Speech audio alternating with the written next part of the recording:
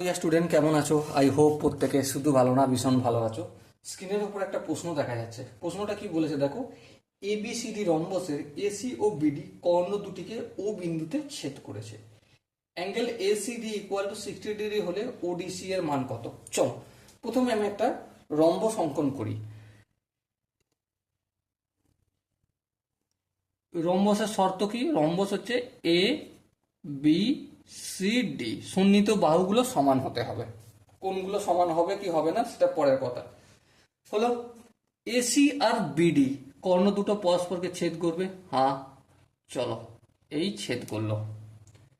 এবারে দেখো এখানে নাম দিচ্ছি ও। এবারে কি বলছে? A C D, A C D মানে এই কোণটা কত ডিগ্রি বলেছে? 60 ডিগ্রি বলেছে।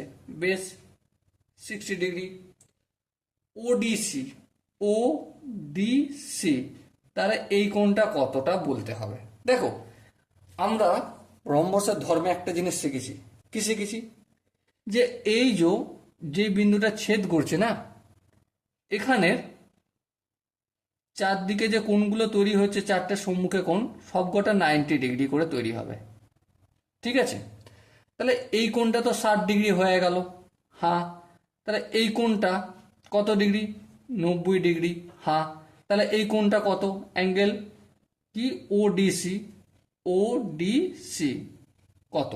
দেখো সিম্পলি এখানে একটা ত্রিভুজ পাচ্ছি, ওডিসি ত্রিভুজ। এই ত্রিভুজের তিনটে কোণ, একটা 60 ডিগ্রি, একটা 90 ডিগ্রি, আর একটা কত? সিম্পলি 180 ডিগ্রি থেকে 90 ডিগ্রিটা বিয়োগ করবো, 60 ডিগ্রিটা বিয়োগ করবো, তাহলেই গল্প শেষ। তাহলে দেখো কত হচ্ছে, 180 থেকে 90 বিয়োগ করলে 90, 90 থেকে 60 বিয়োগ করলে অবশ্যই 30 ডিগ্রি, তাই তো নাকি? চলো 30 ডিগ্রি। সো এই যে অ্যাঙ্গেলটা আমাকে জিজ্ঞাসা করেছিল, ও কি বলেছিল? ওডিসি, ওডিসি মানে এই কোণটা কত ডিগ্রি পেলাম আমি? 30 degree. So dear student, I hope প্রত্যেকে প্রতিটা স্টেপ বুঝতে পেরেছো কোন কনসেপ্টগুলোকে আমি কাজে লাগিয়ে অঙ্কটা করলাম। সো দেখা হচ্ছে পরবর্তী সেশনে। ততক্ষণ পর্যন্ত ভালো থেকো, সুস্থ থেকো এবং জয় হিন্দ।